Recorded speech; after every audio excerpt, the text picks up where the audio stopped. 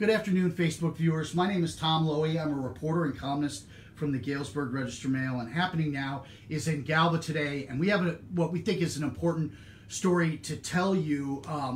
On your left at the camera is Judy Hartman, and on your right is Melissa Hartman. Melissa Hartman is the mother of Xavier Hartman, who was shot and killed the night of June 19th, 2018. Early morning hours. Early morning hours.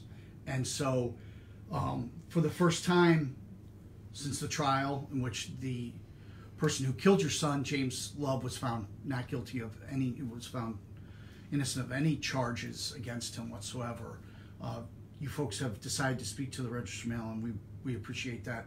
Melissa, one of the things that I came here with, I thought about the whole way driving, and one of the things that we've talked about in the past, because we've talked before, was telling people about who your son was, the person that your son was, and we really felt that that kind of got lost in what happened to him and then the trial afterwards. So start off by telling folks a little bit about who Xavier Hartman was. Xavier was a friend to everybody. Anybody that knew Xavier knew they could reach out to him for whatever reason it may be. Want to go fishing, want to play guitar, need help moving. My girlfriend broke up, I feel like I want to kill myself. He'd go spend the night. Right. He was known to be a big sportsman. He loved fishing and hunting. It was his thing to fish and have his sisters involved and his friends, any family. He was close to his older sister. Very close to Presley. He has two younger sisters. They're named 8 and 6 years old, and their names are Maya and Willow. Very close to them. Very close to them, yes. And very involved with them in terms of taking them places and doing things with them. Absolutely. Okay. Yes. Yep. All right. And to get specific, you're an outdoors person. Yes. You had an outdoors background. You love the outdoors, and that translated over to your son, correct, Xavier? Yep. And so from an early age, and it wasn't just with you, right? Tell about, by the time he's 8, he's actively fishing with other people, right? Oh, yes. And he was actively hunting with a couple friends of mine here in Galva. Right. They would take him out hunting as well. He would always go out to Sportsman's from the time he could leave the yard by himself on his bicycle. He'd head out to Sportsman's Lake, which is now the ethanol plant lake. But it was always a place for the young ones to go to. And he would take his sisters, well, back to as a child. Or we would go out to Snake Den. And you took him there, right? We would go, yeah. I'd take him to Snake Den. Right. Yep. Judy, you're Xavier's grandmother. Correct. So tell me about Xavier from your point of view, because you have a little bit of a different perspective on it. You said that he helped a lot of your friends. Oh, yeah, like he would jump right in whenever I needed help. I was involved in Levette music series last year, or the back roads. He'd come and help me when I would set up for back roads. He helped me with when I started the group Ready Set Grow. He'd be uptown and help me if I needed a strong arm. Right. And it wouldn't be that he'd spend the whole day with me, but he'd be there to do move or do what I needed done. Help out. Help out. All of his kids his friends came forward after his death and said, "Grandma Judy, if you need weeds pulled, even if it's in the hot sun, we'll be there." Because, Xavier would do that for me. If I needed something cleaned and the yard done, or if it was blistering hot, and as the boys said, they told me they would be there for me and do what needed to be done, like Xavier did for me. Let's talk a little bit about the Sunday before his death, because that seems to me to be a very telling day. You're having Father's Day kind of celebration down at the park. There was a birthday. Yep, Maya's 8th birthday, and the Levitt concert was getting ready to kick off, and he walked his sister over to the stage where they sang Happy Birthday.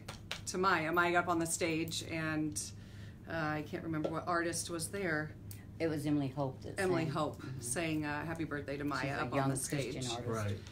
And then we proceeded with the birthday party, and Xavier knew Maya had wanted a Barbie Dreamhouse camper. Right. And he worked hard to get that for her, and there they sat and played on the ground. He helped her put it together. And put the pieces all in it and played with her with it. He played a big role in them girls' lives.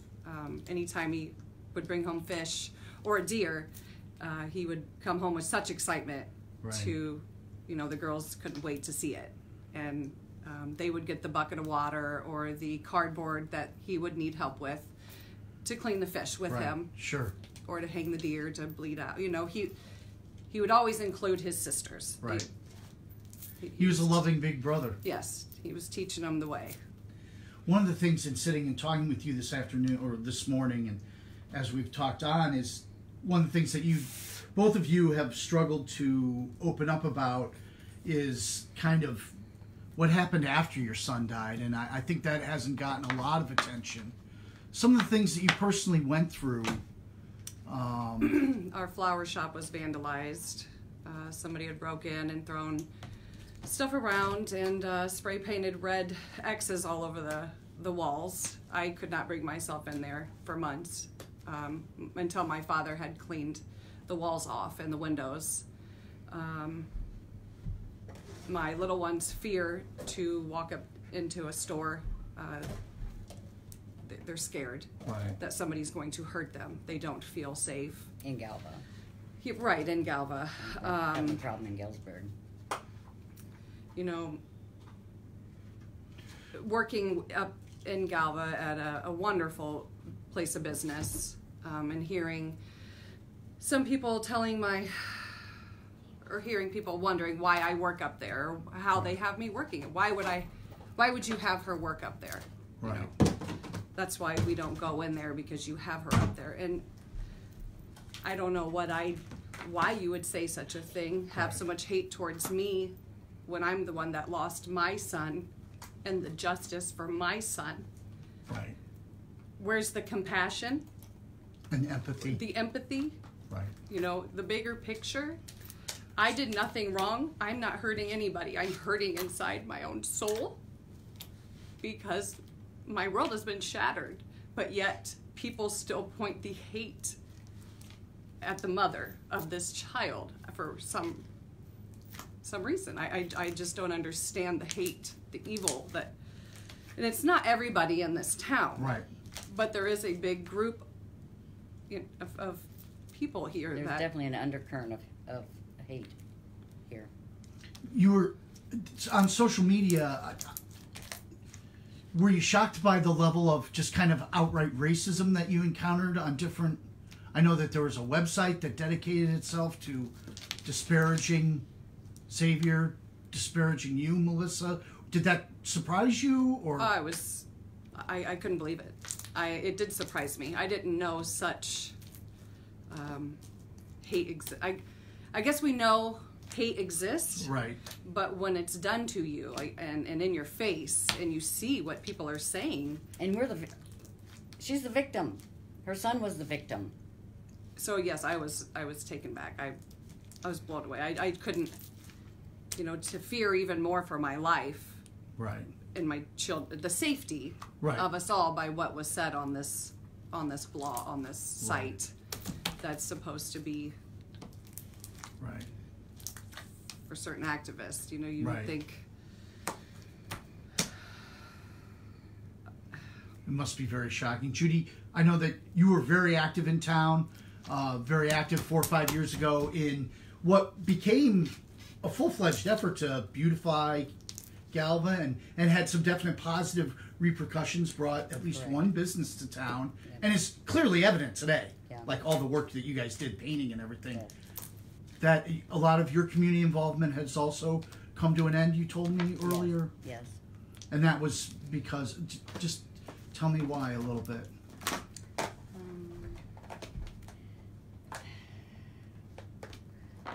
I don't know how to word it. I guess because of just the way I was treated differently, even though I don't even know how to word it. You lost old friends over this. I have lost old friends over this. I have. Let's talk just a little bit about the trial. Let's talk about the trial, I guess, aftermath, okay? And was it shocking that there wasn't any kind of repercussion at all for James Love? I mean, what did that feel like in after you heard the verdict?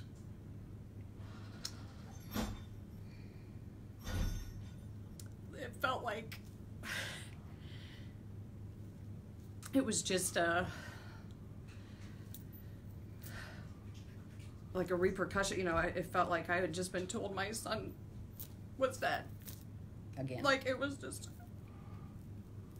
a replay of the night I was told I lost my son. Was the same feeling I got when I heard the not guilty. Okay. It's just shattering. It takes your soul.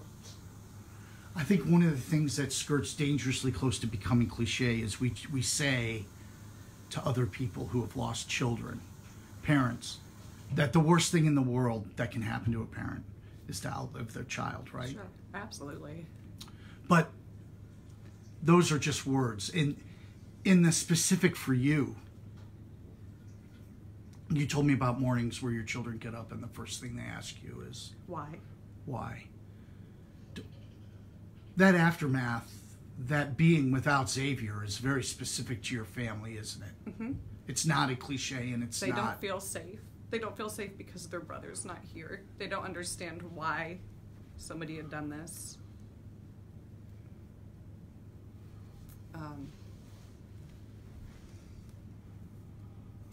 How do you try to explain to small children? Honestly, Is there I even don't a know way to why, do it? because I guess I have to explain to them the monsters under our bed that we think that we are scared of at night in the dark. They're not really the monsters that we're scared of. They're not there. So evil does exist, you know, and God, how do I explain it to him? God keeps us safe. Mom, you know, mommy has you. It's okay. Nothing's going to happen to you. How do I explain it to them? I tell them I don't have an answer why, because There isn't an answer why. I guess I said because the man's evil. He was evil and doesn't like, because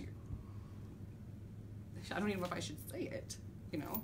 He don't like, some people just don't like black men, black people, and because your brother was black, that's why. And shame on me, but not shame on me, because the big picture here is my son was shot because of his color.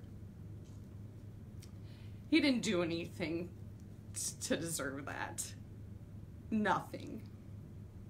So it was okay that the white boy, as he stated, it was okay the white boy walked by him. But as soon as the black boy, or the brown boy as he was stated to be, the brown boy, and that's when all hell broke loose. So that man, I guess I have every right to tell my children, because evil exists among us. And some people think it's okay. Wow.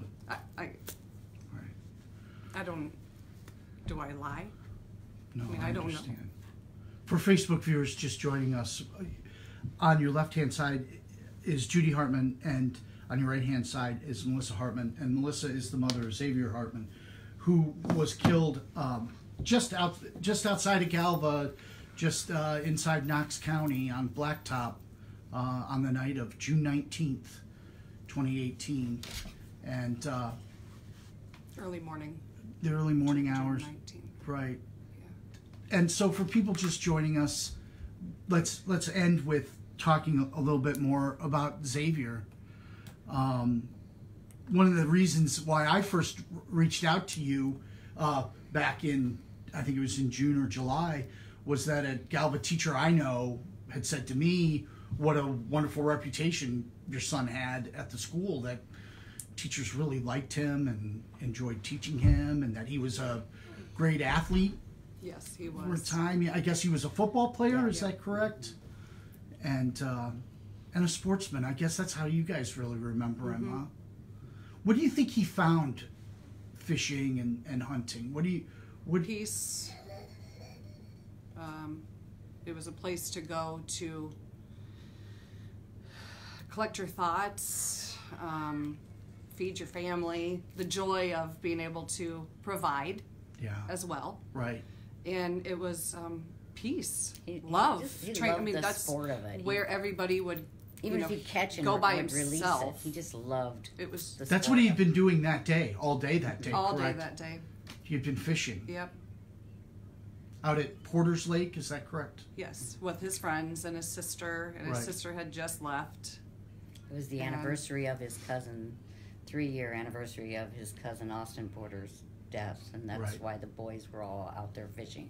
They were gathered in memory of Austin Porter. Exactly. Yes.